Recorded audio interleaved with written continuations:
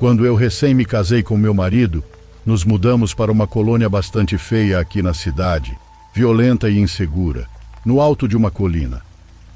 Naquela época, com o trabalho que ele tinha, era o único lugar que podíamos pagar. O quintal era bonito e a casa era muito maior do que as outras ao redor. Era uma casa na parte mais alta, na rua mais alta, antes de se tornar impossível construir. A casa tinha uma vista para baixo, para toda a colônia. Mas, claro, não podíamos pagar o aluguel de um lugar assim. Eles nos alugaram apenas um quartinho que não tinha acesso ao resto da casa, colado a ela como se fosse um tipo de depósito. O banheiro que usávamos ficava no jardim, ou seja, nunca entrávamos na casa principal nem tínhamos acesso a ela. Não sei onde de acho meu marido conseguiu aquele lugar. Eu estava feliz, claro. Tínhamos algo, um cantinho só para nós, mas tinha muito medo de ficar sozinha lá. Como eu disse, toda a rua parecia insegura, mas desde o início percebemos que ninguém mexia conosco por algum motivo. Ninguém sequer se aproximava da casa, por mais que parecesse um alvo fácil. Todas as janelas tinham grades pesadas e a porta parecia de uma prisão, metálica e pesada. Não sabíamos nada sobre os donos da casa. Manuel, meu marido, me disse que a casa estava vazia, mas logo percebemos que não era assim. Quando encostávamos nossos ouvidos na parede, podíamos ouvir movimentos lá dentro, como se alguém estivesse caminhando do outro lado. Vem, escuta, tem alguém, eu dizia ao meu marido, que achava que era só minha imaginação, até que uma noite ele se atreveu a ouvir. Ele se aproximou com um copo de vidro e escutou por si mesmo.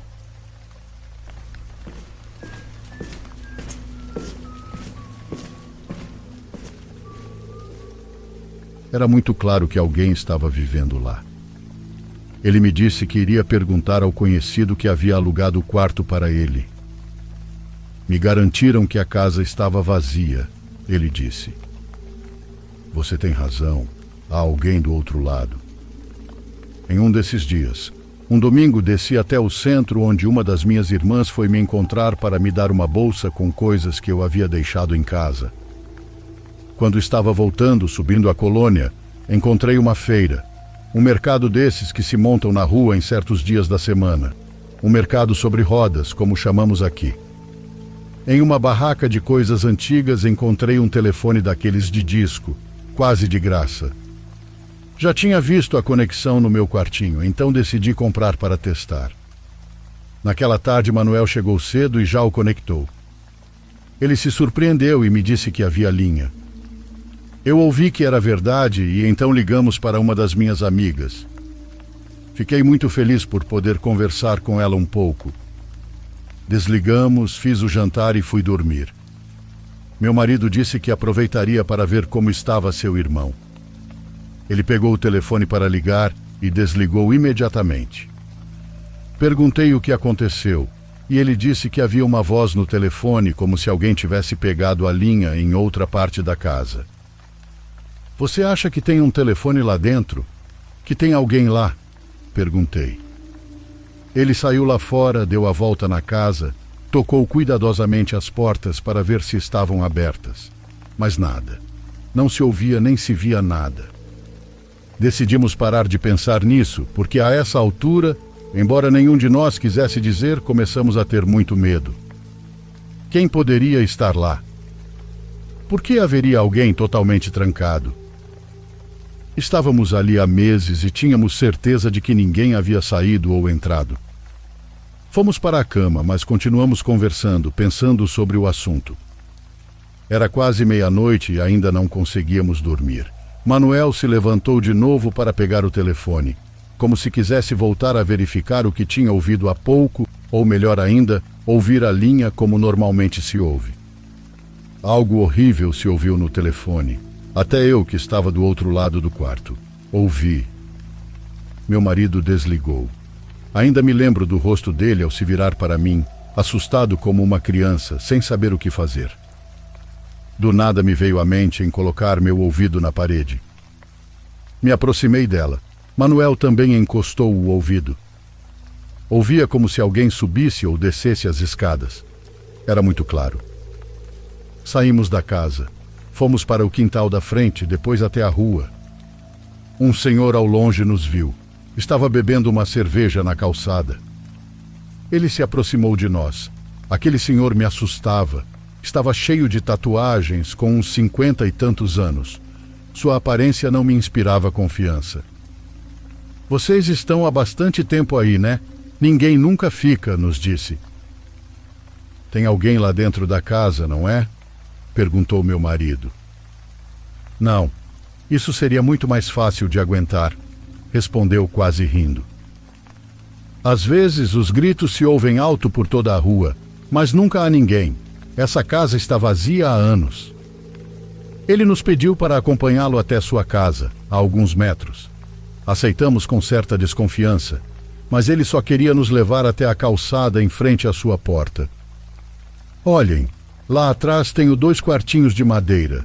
São pequenos, mas se em algum momento quiserem sair de lá, posso alugá-los por dia ou por semana. Com garantia, disse ele quase rindo de nós.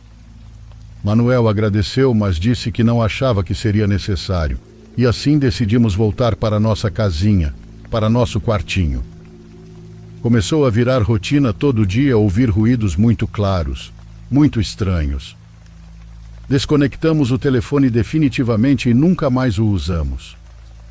Quando a mulher do aluguel veio cobrar, meu marido reclamou. Disse que não nos deixavam dormir, que sempre ouvíamos barulho. Pediu para ela dizer se havia alguém lá. A senhora nunca descia do carro. Regularmente passava, buzinava, saíamos para pagar e ela ia embora rapidamente. Naquela ocasião, porém, ela desligou o carro e entrou no quintal com Manuel. Ela pediu que ele a seguisse até a porta da casa grande. Tirou as chaves para abrir a fechadura da porta metálica e as 2 do interior, e abriu. Ela pediu que, por favor, Manuel entrasse, que verificasse o que quisesse. Ela não iria entrar, mas esperaria que ele comprovasse que não havia ninguém lá. E Manuel o fez. Entrou, percorreu a casa de ponta a ponta, de canto a canto, subindo também para o 2º andar, mas não havia ninguém, apenas o pó que cobria tudo. Ele voltou para a porta sem saber o que dizer. A senhora fechou tudo com cuidado e, sem dar mais explicações, foi embora como sempre fazia. Isso nos deu muito medo. Tínhamos a esperança de que alguma pessoa idosa estivesse presa lá dentro ou sob os cuidados de alguém, algo assim. Não fazia sentido, claro, mas era melhor do que não saber de onde vinham aqueles ruídos. Ainda lembro-me daquela noite como se tivesse acabado de acontecer. Aquela noite em que Manuel iria dobrar o turno e chegaria de madrugada. Eu tentei não pensar em nada. Coloquei música baixinho até adormecer, mas algo me acordou, algo muito sutil, um som muito leve do outro lado da parede. Levantei e me sentei na cama. Algo me dizia para encostar meu ouvido na parede com o copo, assim como Manuel fez para ouvir melhor. Algo me dizia que eu tinha que ouvir. A única coisa que pude fazer foi bater na parede. Minha reação foi bater na parede. Silêncio. Só houve silêncio. Até que alguém me respondeu do outro lado, de dentro da casa. Levantei, coloquei uma blusa e saí, apenas caminhando. Não corri, mas não parei. Nem sequer quis olhar para trás. Bati na casa do vizinho. Disse que precisava ficar lá, que ele me alugasse um quarto que meu marido pagaria depois. Ele entendeu por que eu fiz isso. E, de fato, um momento depois, chamou sua esposa e ela me ajudou a me acalmar. O senhor ficou na calçada para avisar ao meu marido quando ele chegasse. Ele chegou quase às 2 da manhã. Quando chegou, preocupado comigo, eu ainda estava com a esposa do senhor. Não conseguia falar. Sentia como se algo tivesse tentado entrar em mim. Não sei como explicar. Ainda não consigo, mas era algo assim. Ficamos 2 semanas naquele quartinho que o senhor nos ofereceu. Ele e meu marido foram buscar nossas coisas naquele maldito lugar pela manhã. Quando avisamos a senhora que não ficaríamos mais lá, ela nem se surpreendeu. Nas 2 semanas que ficamos lá, vimos um casal novo se mudar, com um bebê. Por mais que quiséssemos, não nos deixaram avisá-los. Se vocês forem, vão dizer que vocês estão drogados. Deixem. Eles têm que perceber por conta própria, nos disse aquele vizinho. 2 noites antes de deixarmos aquele bairro para sempre, o vizinho estava bebendo cervejas com alguns amigos na calçada. De repente, ele chamou o Manuel. Achei que ele ia convidá-lo para beber, mas ele só disse que Manuel tinha que ver algo, que precisava ver algo. Eu me levantei para ir com ele e saímos para a calçada. Os amigos dele, normalmente barulhentos, estavam completamente calados. Todos olhavam para a casa grande, para aquela casa onde moramos nos últimos 3 meses. Isso é novo, venham, vejam com atenção. A janela, lá em cima no 2º andar, disse ele. Juro pela minha falecida mãe.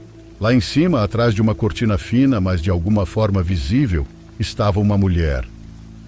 Lá dentro daquela casa permanentemente fechada, havia uma mulher nos observando. Ela está com raiva. Vocês a veem? Disse um dos amigos do senhor. E parecia ser verdade.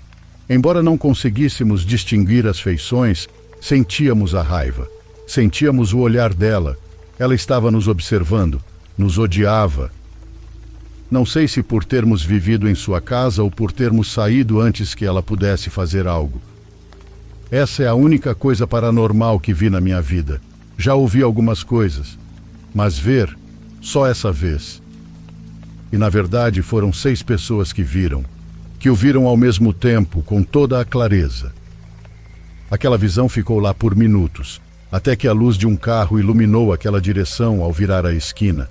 E foi como se a tivesse apagado, como se a luz a tivesse feito desaparecer.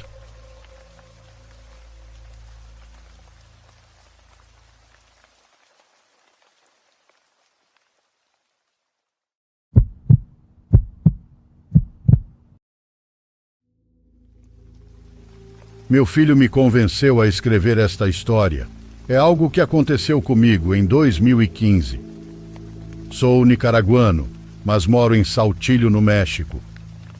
Fui pago para fazer uma corrida até o fim da cidade, adentrando montanhas. Pensei que não poderia haver uma corrida mais longe, vendo como as luzes das casas simples sumiam nas encostas da montanha. Como disse, não sou daqui, e era a primeira vez que estava por aqueles lados. Ajudei os senhores com as malas que tinham colocado no porta-malas e informei pelo rádio que tinha terminado a corrida, que já estava voltando. Não era tão tarde, calculo que eram cerca de 11 da noite, mas não havia ninguém na rua. Talvez por causa do frio, embora as crianças não liguem para isso quando querem jogar futebol. Apenas a algumas quadras adiante, notei uma moça na frente de uma casa em péssimas condições. Quase poderia dizer que parecia abandonada. Ela vestia um vestido fininho logo acima dos joelhos, muito velho. E naquele momento, quando ela fez um gesto com a mão para que eu parasse, a única coisa que pensei foi que talvez ela precisasse de ajuda, que tivesse escapado de alguém. Não sei, mas parei sem hesitar. Vi seu rosto borrado, de longe, e depois, quando parei e ela se inclinou um pouco na janela para me olhar, não me pareceu algo paranormal. Atribuí isso a um problema que tenho quando minha pressão está baixa, porque vejo manchas, vejo borrado em certo ponto do campo de visão. Ela me pediu que a levasse ao centro e eu respondi que podia, porque afinal de contas era para lá que eu estava indo. Preciso esclarecer que não era um táxi desses que pegam passageiros na rua, mas algo me disse para levá-la. Ela entrou no carro e eu não me lembrava de ter destravado a porta, mas de alguma forma ela entrou. Iniciei o caminho rapidamente, pensando que talvez alguém estivesse atrás dela. Eu olhava para ela pelo retrovisor, ainda sem conseguir ver seu rosto sob o cabelo bagunçado que cobria metade dele.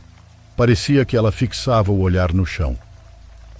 Moça, se você precisa de ajuda, posso te levar a um hospital ou até a polícia. Você está bem?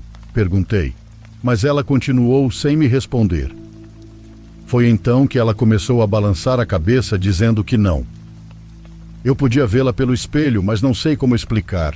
Quando ela dizia que não, eu via como se o reflexo de seu movimento ficasse no ar, como uma daquelas fotografias em que se vê o rastro das luzes dos carros. Ela girava a cabeça e eu via como os reflexos desse movimento ficavam desenhados no espelho. Esfreguei os olhos pensando que estava alucinando ou que estava prestes a desmaiar. O ar ficou tão pesado que parecia que a fumaça do motor estava entrando no carro, ou algo assim. Eu podia sentir. Não senti frio, como dizem que acontece, nenhum cheiro estranho, mas senti um gosto metálico que vinha da garganta. Alguém me deu uma buzinada e me fez acordar. Eu estava quase parando o carro quando, embora nunca tenha tido um, senti que estava prestes a ter um infarto. Não, disse a passageira, e sem olhar para trás, dirigi o mais rápido que pude para chegar até meus colegas, ou para que algum carro de polícia me parasse por excesso de velocidade, mas nenhum passou.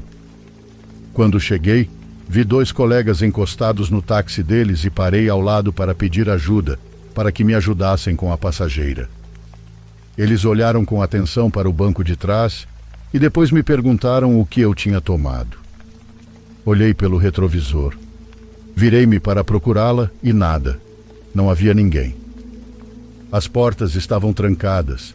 Em nenhum momento eu parei o suficiente para que ela pudesse ter saído.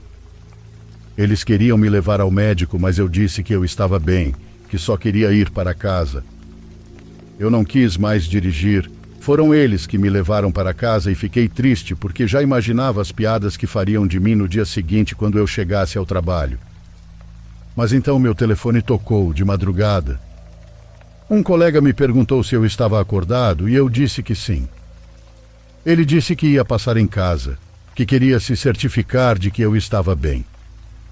Fiquei sem entender porque ele não era muito próximo de mim, mas disse que podia.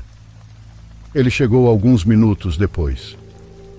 Cheguei na base e perguntei por você. Tinha te visto na rua dirigindo. Buzinei, mas você não me ouviu. Parecia que estava dormindo, quase encostado no volante com os olhos fechados, me disse ele. Respondi que parecia ter tido um ataque de pânico ou algo assim, que ainda não entendia. Ei, mas você estava com gente no carro, né? Na base me disseram que não, mas eu vi. Suas palavras gelaram meu sangue e fiz uma pergunta, de propósito, para ver se ele estava mentindo ou se queria tirar sarro de mim. Você viu o senhor que estava comigo? Senhor? Não. Quando eu te vi, tinha uma moça muito estranha no banco de trás. Quando buzinei, ela olhou para mim. Não consegui ver o rosto dela, mas os olhos brilhavam de uma cor branca. Quando meu colega contou o que viu, alguns começaram a levar mais a sério o que tinha acontecido comigo. Eu fiquei mal por uma semana inteira, sem conseguir dormir, embora me dissessem que era só por causa do susto. Nunca esquecerei o medo que senti naquela noite.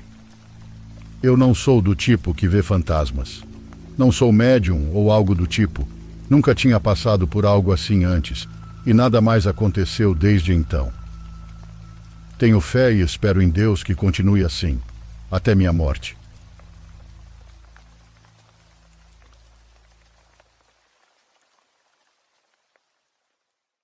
Por favor, curta e se inscreva se você estiver gostando. Agora continuamos.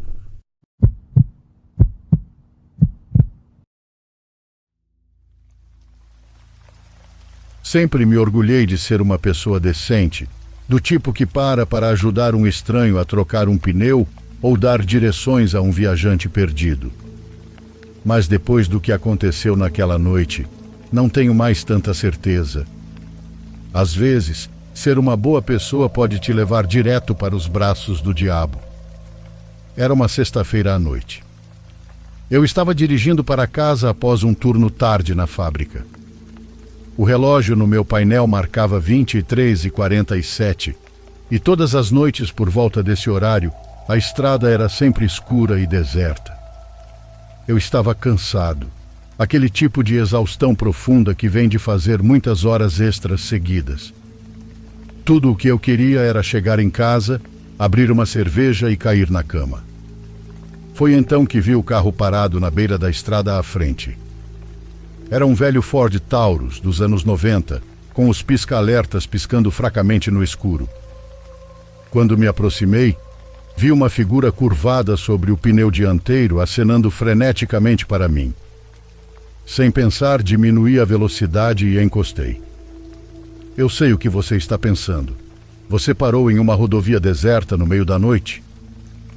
Mas você tem que entender, esse trecho da estrada era notório por ter um péssimo sinal de celular. Se alguém estivesse preso ali, poderia ficar horas até que a ajuda chegasse. Eu não podia simplesmente passar direto. Enquanto eu saía do carro, gritei: "Ei, precisa de ajuda?"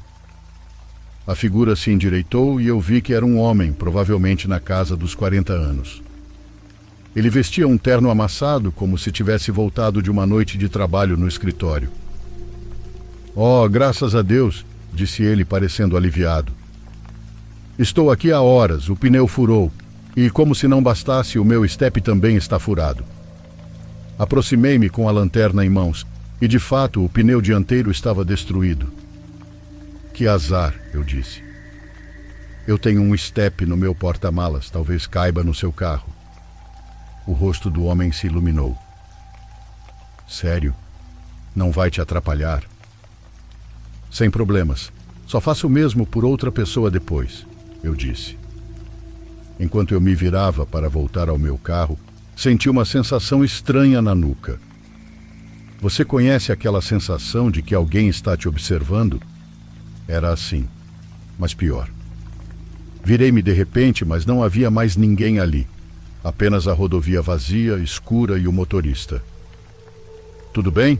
o homem perguntou, inclinando a cabeça para o lado. "Sim, acho que estou mais cansado do que pensei. Vou pegar o estepe." Enquanto remexia no porta-malas, não conseguia me livrar da sensação de que algo estava errado. Parecia Deus me avisando. O terno do homem sob o feixe da minha lanterna. Eu poderia jurar que vi manchas escuras nele. E o carro dele? Agora que penso nisso, não ouvi o motor ligado quando encostei. Se ele realmente estivesse ali por horas com os pisca-alertas ligados, a bateria não deveria estar descarregada? Eu estava prestes a fechar o porta-malas e inventar uma desculpa para ir embora quando ouvi um barulho vindo da floresta, do outro lado da estrada. Um galho quebrando, talvez, ou o farfalhar de folhas. Apontei minha lanterna naquela direção, mas o feixe não penetrava na vegetação. "Provavelmente apenas um cavalo", disse o homem, de repente muito mais perto do que estava antes. Eu me assustei, quase deixando o estepe cair. "É, provavelmente", concordei, mas meu coração estava acelerado. Cada instinto que eu tinha gritava para eu entrar no carro e ir embora. Rápido. Mas eu já estava comprometido. E realmente o que havia para temer? Um homem de meia idade com um terno amassado? Meu pai, do jeito que era, devia estar se revirando no túmulo me mandando virar homem. Rolei o estepe até o carro dele, tentando acalmar meus nervos. "Vamos trocar isso logo para que possamos ir embora." O cara balançou a cabeça, sorrindo. Era só imaginação minha ou aquele sorriso parecia um pouco forçado? Enquanto eu me ajoelhava para posicionar o macaco, ouvi de novo um barulho vindo da floresta e juro que estava mais perto dessa vez. Fora isso, parecia haver um sussurro. Levantei-me rapidamente, examinando a linha das árvores. "Você ouviu isso?" O cara inclinou a cabeça, escutando. "Ouviu o quê?" Eu lhe interrompi, sem saber como descrever. "Parece um sussurro. Deixa pra lá, vamos terminar logo." Ajoelhei-me novamente, mas minhas mãos tremiam tanto que mal conseguia colocar o macaco no lugar. Foi então que eu vi. Ali, na grama ao lado do pneu furado, meio escondido pela sombra, um prego grande do tipo usado em construções. Mas não era um prego qualquer. A ponta estava afiada como uma lâmina e a cabeça estava pintada de vermelho. Meu sangue gelou. Eu já tinha ouvido histórias meio que parecidas sobre isso. Avisos compartilhados na internet.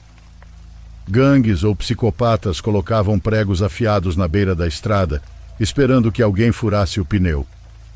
Levantei-me lentamente, tentando manter a voz firme. Sabe, acabei de lembrar que eu tenho uma chave melhor no... Eu nunca terminei aquela frase. Quando me virei, vi o rosto do homem mudar. Seu rosto mudou completamente, e ele não estava mais sozinho. Duas figuras surgiram da floresta. Eles estavam vestidos de preto, com os rostos cobertos por máscaras escuras. Um deles segurava algo que brilhou sob a luz. Agora, disse o homem de terno, fique onde você está. Eu corri. Nunca corri tão rápido na minha vida, mas eu conseguia ouvi-los atrás de mim. Estendi a mão para a maçaneta da porta do meu carro, rezando para tê-la deixado destrancada. A porta se abriu e me joguei dentro, lutando com as chaves. O motor ligou no exato momento em que uma das figuras alcançou minha janela. Vi a faca. Ouvi o som de metal contra metal quando ela arranhou a porta. Acelerei e pelo retrovisor vi os três parados na estrada, observando-me. O homem de terno até levantou a mão, como se estivesse acenando, rindo de mim. Dirigi por quilômetros, tremendo tanto que mal conseguia manter o carro na estrada. Estava parecendo um bêbado dirigindo. Não parei até chegar a um posto de gasolina bem iluminado, onde finalmente chamei a polícia. Eles vasculharam a área, claro, mas não encontraram nada. Nenhum carro abandonado, nenhum prego afiado, apenas um trecho vazio de rodovia. Eles registraram meu depoimento, mas foi só isso. Toda vez que dirijo por aquela maldita rodovia à noite, lembro-me daquele evento. O rosto do homem quando mudou, o brilho da faca sob a luz da lua. Hoje em dia não consigo evitar dirigir o mais rápido possível para sair dali, verificando 2 vezes se as portas estão trancadas, porque agora sei a verdade. Os verdadeiros monstros não estão escondidos na floresta ou debaixo da sua cama. Às vezes eles estão bem ao seu lado, usando um sorriso amigável e pedindo ajuda. Tomem cuidado todos vocês. Fiquem seguros, pessoal.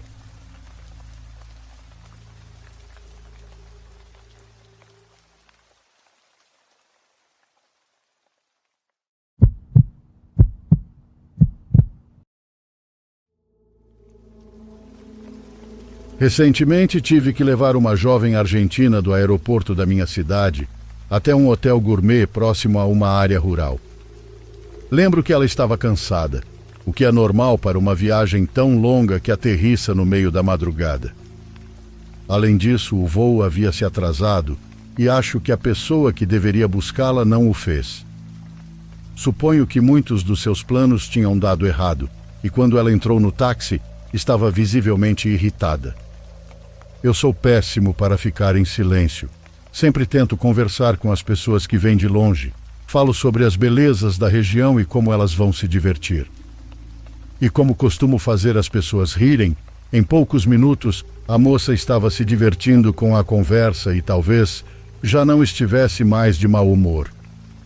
Quando pegamos a estrada em direção onde ficava o hotel, notei que meus faróis estavam mais fracos, embora na noite anterior estivessem funcionando perfeitamente. Não era algo que me preocupasse, mas não pude deixar de notar. A jovem estava me contando sobre Múrcia, a cidade onde vivia na Espanha, e sobre as praias que havia visitado perto de lá. Quando as pessoas me contam algo, consigo imaginar cada coisa, cada lugar, cada detalhe, a ponto de quase sentir os aromas ou o vento batendo no rosto. Foi por isso que, absorto nesses pensamentos, me assustei demais quando, do nada, das plantas ao lado da estrada, vimos uma mulher que correu por alguns metros ao lado do táxi, na mesma velocidade, e depois se jogou de volta na vegetação, desaparecendo. O grito da minha passageira me fez perceber que eu não estava imaginando, que eu não havia adormecido, e ela me pediu para parar o carro para ver se aquela garota estava bem. Eu parei, mas sem desligar o táxi. olhando para todos os lados. Avisei que, embora a área fosse segura, não deveríamos confiar em parar ali. Poderia ser um truque para nos assaltarem. Antes que eu pudesse terminar o aviso, a jovem já havia saído do táxi e se aproximava do local onde vimos a garota desaparecer. Olá? Você está bem? Precisa de ajuda? Perguntava. Eu desci do carro sentindo que ela estava em perigo por andar sozinha ali. Agora que penso nisso, não sei porquê, mas eu estava tremendo de medo. Já fui assaltado antes, já vivi situações difíceis, mas havia algo naquele momento. Não sei se era a escuridão ao nosso redor ou a sensação de estarmos sozinhos a quilômetros de qualquer outra pessoa, mas eu estava apavorado. Talvez fosse a certeza de que acontecesse o que acontecesse, eu teria que voltar sozinho por aquela estrada depois de deixá-la no hotel. O vento fazia um som tão estranho que parecia que ele queria me dizer algo. Elvia? Ele disse Elvia? Perguntou a jovem. Não respondi porque não sabia o que dizer a alguém que me perguntava se o vento tinha acabado de dizer um nome. Mas então eu ouvi claramente, sem dúvida alguma. Algo no vento, algo atrás das árvores parecia realmente dizer essa palavra, esse nome.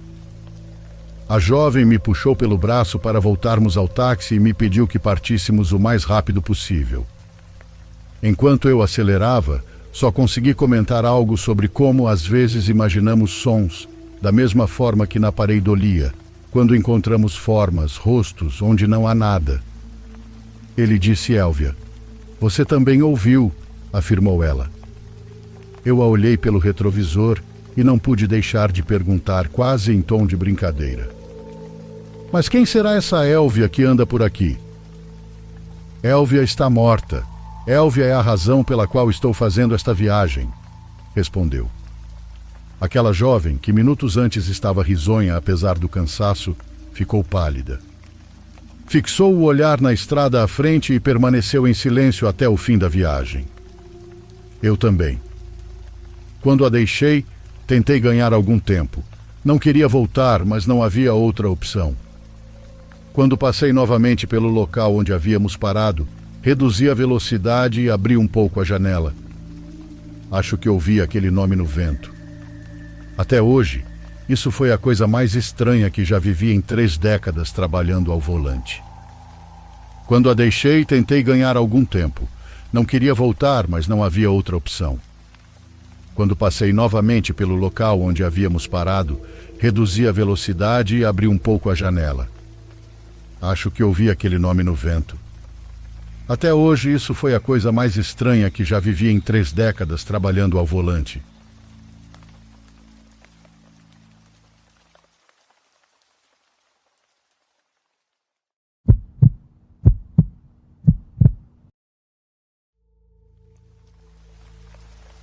Certa noite, houve uma enorme tempestade onde eu morava.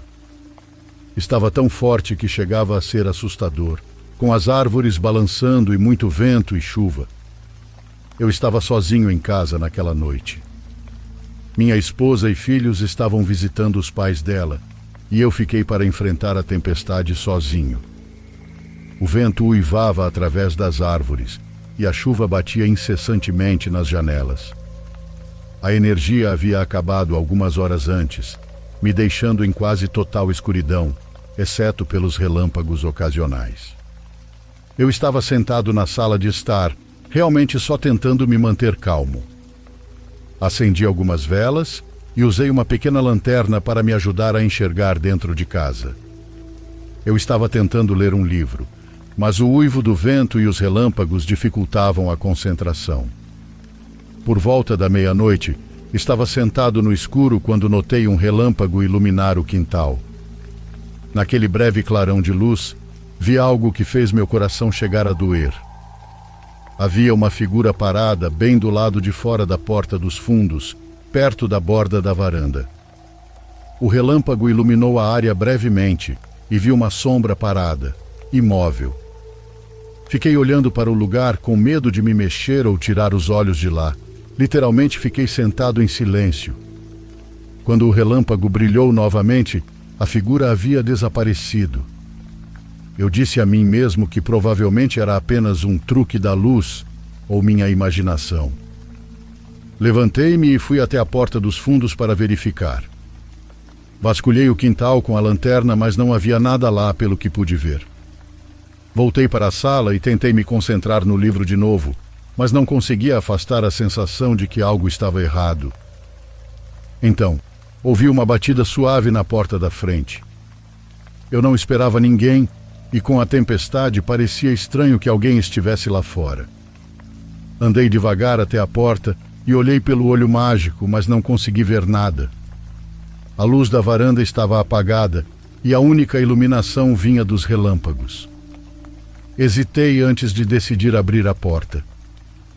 Eu não queria ser vítima de uma pegadinha ou coisa pior, mas a curiosidade falou mais alto. Abri a porta uma fresta e olhei para fora. Não havia ninguém ali. Fechei a porta e a tranquei, tentando afastar tudo o que tinha acontecido como sendo apenas fruto da minha imaginação e do estresse causado pela tempestade. Decidi por fim verificar as janelas para garantir que tudo estava seguro. Enquanto eu passava pela janela da frente, vi algo pelo canto do olho. Uma figura estava perto da borda da rua, além do alcance da luz do poste. Era uma pessoa, mas seu rosto estava encoberto pela escuridão e pela chuva. Ela parecia estar parada, olhando para minha casa. O relâmpago iluminou a cena por um segundo, e eu vi algo que parecia um casaco de chuva com capuz. Não havia absolutamente nenhuma razão para alguém em sã consciência estar parado ali naquela tempestade tão forte. Afastei-me da janela e tentei pensar no que fazer. Considerei chamar a polícia, mas hesitei, pensando que poderia ser apenas paranoia por causa da tempestade. Decidi esperar alguns minutos para ver se a figura se mexeria ou faria algo incomum. Fiquei observando das sombras da minha casa, torcendo para que fosse embora. Depois do que pareceu uma eternidade, o relâmpago brilhou novamente, e eu vi ele dar alguns passos em direção à minha casa. Eu estava paralisado de medo enquanto tentava, nervosamente, pegar meu telefone e ligar para a polícia. A figura parou na beira do quintal, como se estivesse contemplando algo. Então, tão rápido quanto apareceu, virou-se e foi embora, desaparecendo na escuridão da tempestade. Esperei mais um tempo para ter certeza de que realmente tinha ido embora, e naquele ponto eu já estava completamente assustado. Tranquei todas as portas e janelas novamente, verificando tudo 2 vezes. Passei o resto da noite em alerta, esperando ver se a figura apareceria novamente em algum lugar perto da minha casa. A tempestade acabou nas primeiras horas da manhã e me senti muito mais aliviado quando o sol começou a nascer e não havia sinal da pessoa doentia em lugar nenhum.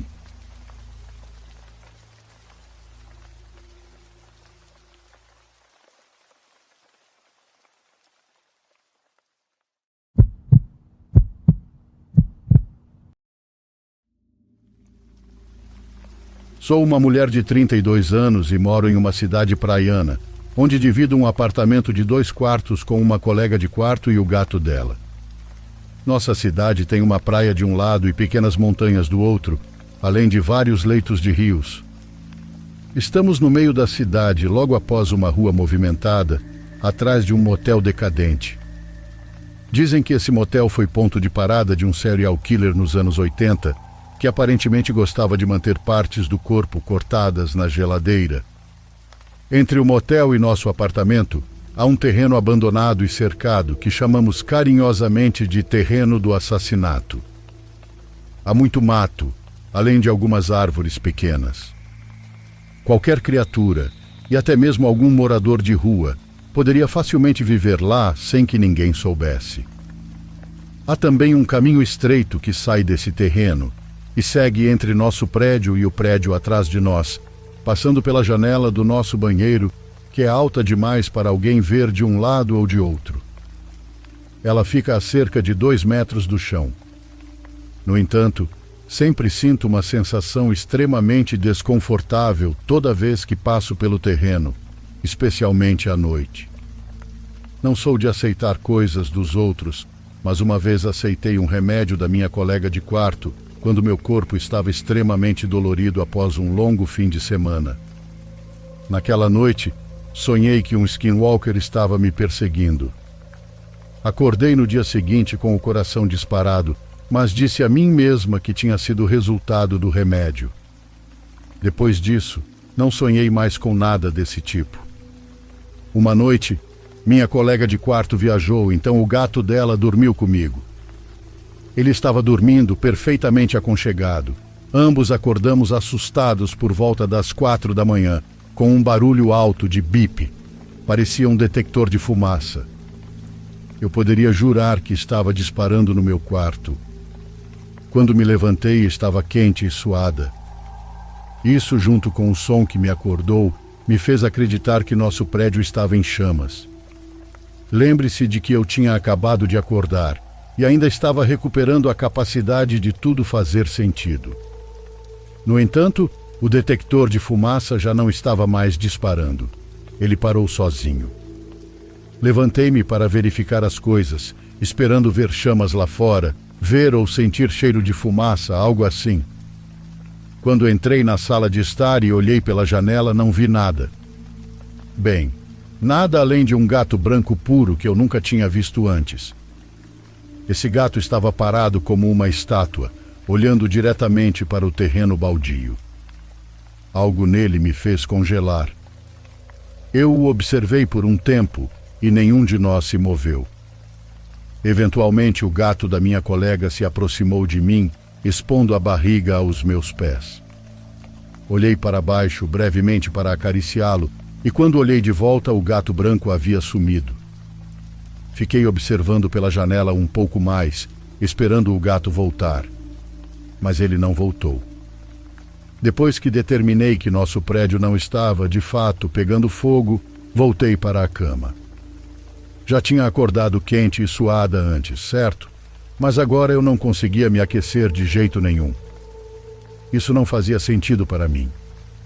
No dia seguinte, tive uma sensação estranha e desconfortável. Não ouvi mais alarmes de fumaça fantasmas, ouvi gatos estranhos desde então. Mas desde então, notei a cerca dobrada em direção ao chão, como se fosse para um gato ou uma pessoa muito magra passar por baixo. Cerca de um mês depois, por volta das 20 horas, avisei a minha colega de quarto que iria tomar um banho, caso ela precisasse usar o banheiro antes de eu ocupá-lo. No entanto, deixei a porta do banheiro destrancada com a chave, caso o gato precisasse usar a caixa de areia lá dentro. Estava lavando o cabelo quando ouvi uma batida que achei que vinha da porta do banheiro. Puxei a cortina do chuveiro para trás e chamei. "O que foi?" Ouvi uma voz estranha, como se fosse uma versão da voz da minha colega de quarto. "Sou eu." Voltou a falar. Não pensei muito sobre isso, pois costumávamos usar vozes bobas quando nos comunicávamos. Pensando que o gato deveria ter precisado entrar, abri a porta do banheiro. Esperava ver o gato, mas em vez disso não vi nada. Fiquei por um momento no banheiro, me perguntando o que diabos havia acontecido. Fechei a porta, ainda com a mente e o coração acelerados. O que foi isso? Quando saí, perguntei à minha colega se ela havia batido na porta. Ela disse que não, e eu acreditei nela. Ela estava sentada exatamente como estava antes de eu sair do quarto.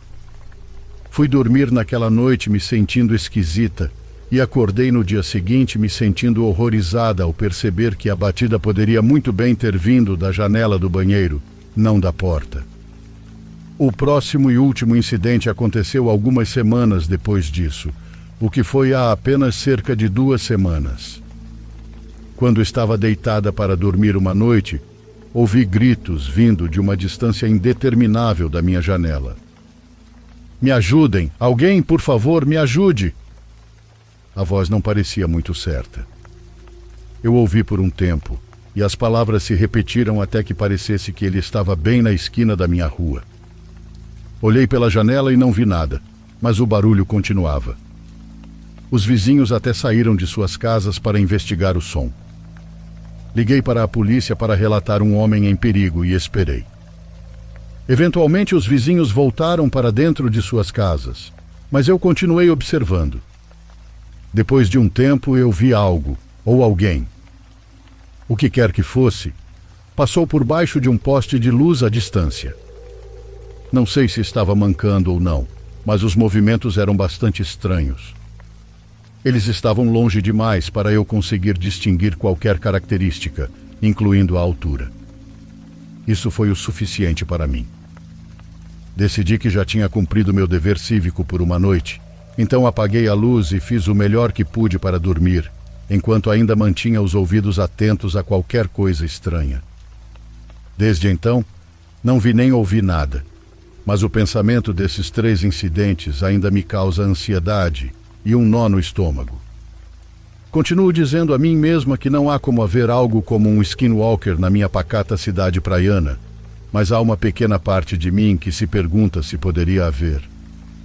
Enfim, acho que é só coisa da minha cabeça, mas os incidentes são bem inexplicáveis.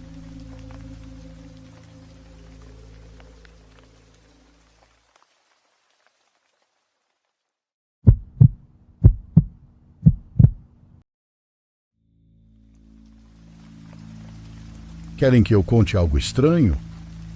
A casa de uma tia está assombrada. Todos na família sabemos disso.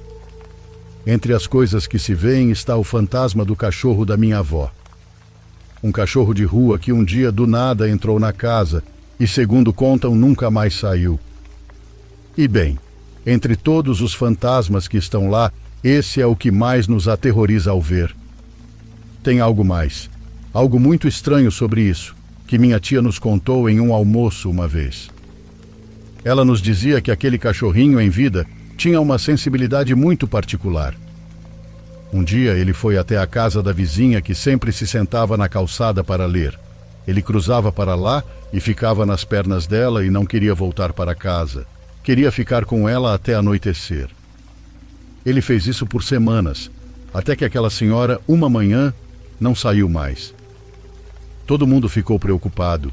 Os vizinhos a chamaram, e quando ela não apareceu, chamaram a polícia.